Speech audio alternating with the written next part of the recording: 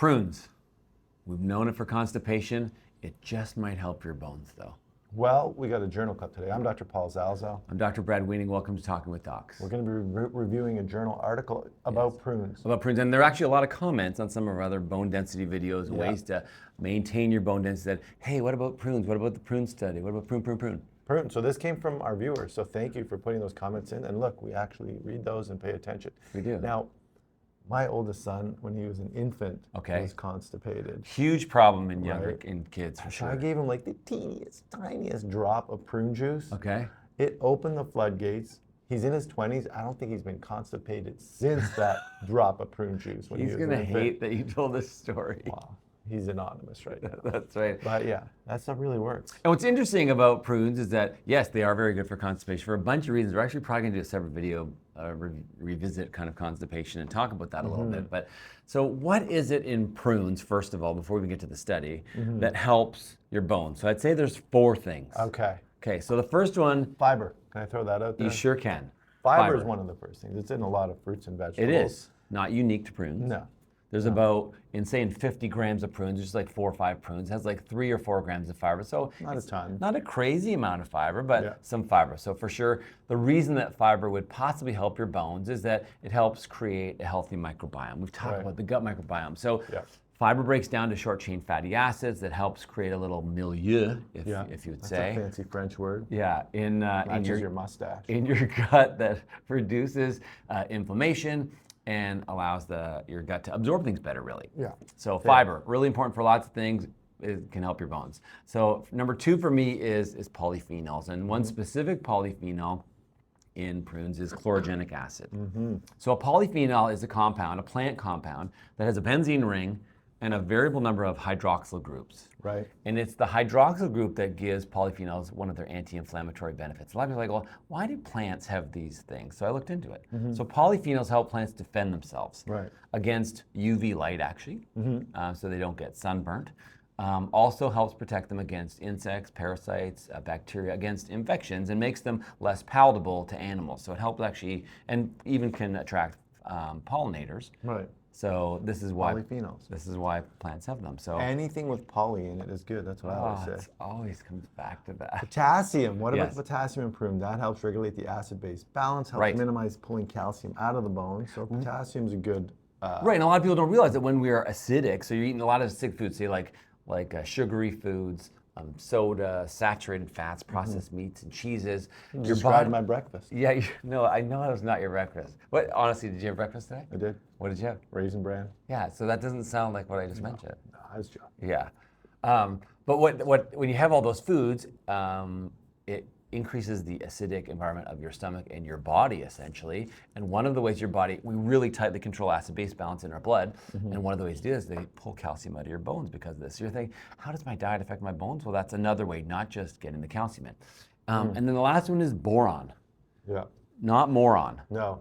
You're such a boron. Boron is what, you just got your boron with that long introduction about what's improved. Right, so number 5 on the periodic table, and a lot of people have actually wrote comments about this. What about boron? And people say, should I be taking a boron supplement? First of all, boron's in a lot of things, and you need a very small amount. So boron deficiency is actually very, very uncommon, but it does play a role in absorption and the utilization of magnesium and phosphorus and calcium in your bones. It's not like a specific enzyme cofactor, but it's important in that role. So all these things are present in prunes. Not borax. Not borax. No. Although there might, I don't know, there might be boron in borax. I don't know, but it's a key ingredient in homemade slime. Yes. Oh my goodness, during the pandemic, my kids made so much. A lot of slime. Yeah. Okay, so let's get to the study. Okay. All right, please. Coming on back to prunes. So prunes has all this good stuff, might help your bones. So the best way to test is with a study. American Journal of Clinical Nutrition. 2022. Is that the study to which you're referring? It is the prune study. Everyone refers to it as the bone prune study. Bone prune study.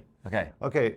This was a pretty good study. Not bad. Right? It was a randomized control trial with 3 parallel arms. Okay. 100 grams of prunes to you folks, 50 grams of prunes to you folks, and no prunes for you in the control group. Right. Okay?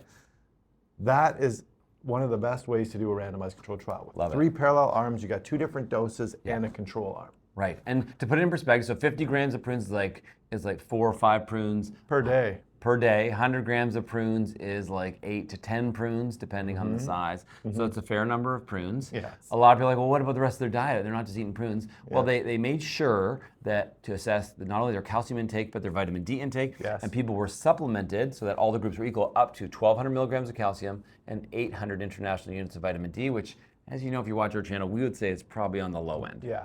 Yeah, but everyone's the same. I think our viewers are probably saying, what about the plumbing in that home? In the group that got the 8 prunes a day. Right. Okay. Which probably contributed to a high dropout rate in that group. Right, and so what were the dropout rates? So in the control group, the dropout rate was 10%. In the 50-gram group, the dropout rate was 15%. And in the 100-gram group, the dropout rate was 41%. And they did document the reasons. So one of the reasons was like GI upset. Sure. Some people felt that it took too much time. Some people were concerned about the calories because 50 grams of prunes has about 100 calories and does have some natural sugars, which was concern for some people. Fun ways to get 100 calories than 8 prunes. Yeah, so that was part of the dropout. So yeah. Okay, so it's a randomized control trial. Good. It's not blinded. Obviously, you can't blind for this kind of thing.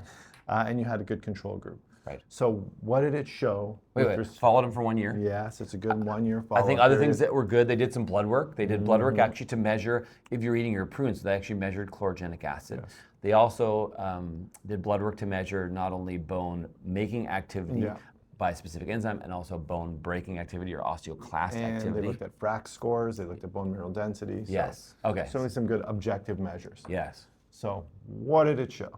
So it showed, the main finding, I'd say that it helped preserve hip bone density. Right, so bone density went down less in the group that was eating prunes.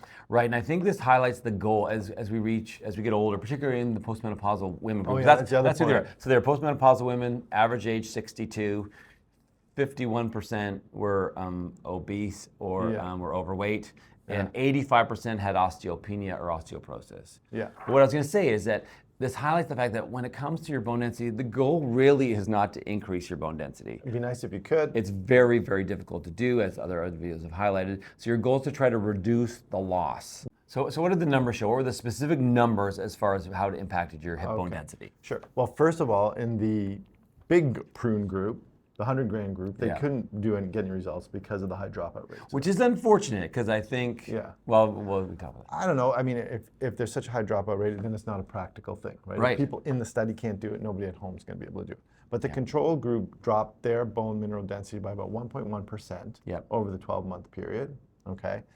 The 50-gram group dropped their bone mineral density by only 0.3%. Right, so 73% less bone loss in the prune group. Right, so this is basically one of the conclusions is that, hey, look, prune intake can reduce bone loss over this 12-month period. And it's not just prune intake, they kind of extrapolated to sort of whole food intake and other foods that have these components in them, not just unique to prunes. Right, and the thing about polyphenols is, so blueberries, coffee, green tea, like all the things that we tell you to eat, resveratrol, like from grapes, like there's so many healthy plant compounds, that's why you should eat more plants. Yeah, however, coffee's not going to reduce your bone mineral density loss. Probably caffeine, probably playing a role in that. That's right. Okay, so can we talk about this study? Like, what are some of the strengths of this study? Sure. Why is it good? Why is it bad? It's a good study because it's a randomized controlled trial. Love that. They followed it over a whole year. Long time. They used objective biomarkers, not just surveys and things like that. How do you feel about your bones? Do they feel stronger today? None of that. So, and they used objective measures, right? Like bone mineral density, FRAX score, things like that. Yeah. However, there were some limitations. Just like any study, there's limitations in every study. No study is perfect. There's limitations, and it's important to recognize those. 100%. What were some of the limitations with this one?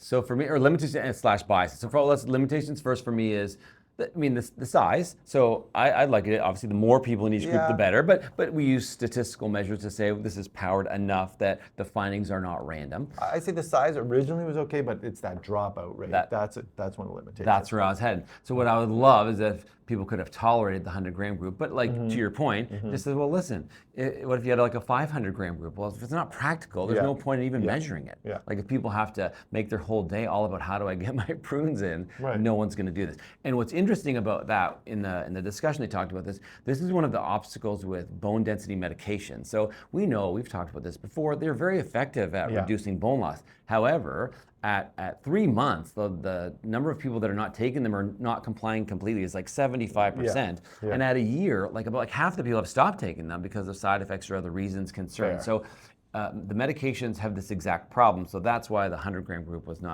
became a not useful group. Fair. Yeah. Other limitations, a single center study. We like to see multi-center studies. And the sponsor. Yeah. It was sponsored by the California Prune Board. We always talk about go where the money is. Right. And you know what, if this was a study about milk and it was sponsored by the milk Dairy. board, by dairy, Yes. we'd say like that's a problem. If this was a study about meat intake showing benefits of meat, and we say, look, it's sponsored by the farmers or something. So same thing here, it's California Prune Board. So there is, although the study said that didn't influence the results or influence the presentation of it or influence whether or not it was published or not. Still, because it's sponsored by that, you have to be cognizant of that there might be some inherent bias. Totally. And the last limitations I'd say is whenever you do a study about diet, there's challenges, right? Because are people following it?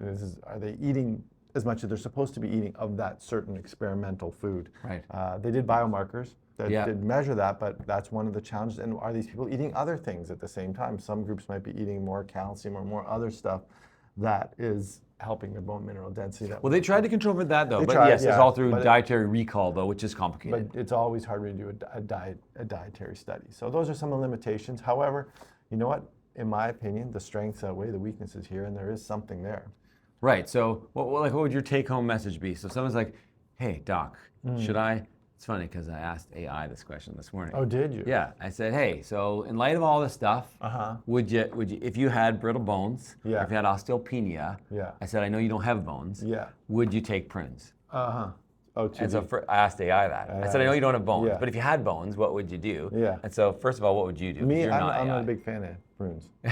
Okay, so for you, I don't like prunes on their own is enough that you don't want to eat I'm not gonna prunes. eat the prunes, but what it does do. What don't you like about it? I just don't like the taste. Interesting. What it does for me is it reminds me, and remember, people need to be reminded more than they need to be taught. Agreed. People, by that I mean me and our viewers. Yes. And you. So for me, it reminded me that I should be eating more whole foods, less processed foods. That's what it just reminded me of the benefits of whole foods. Okay, I like that. That's it. So for me, You can eat prunes now? I have been since this read this study? Yeah. So it's funny, like whenever I do these things, my wife April's always like, "Oh, really, with the prunes?" And she's been doing this for like a long time. She's like, "I told you about this like 2 years ago." I'm like, cheese prunes? You mean cheese? Yeah. And I'm like, I think because of the study. Like probably in like some group somewhere where someone said, "Hey, prunes are good for your bones." So I have started. I mean, as a man, thankfully, that was the other thing. So it was women, and it was all Caucasian women too. So that was another shortcoming of the study. So like not a very diverse population.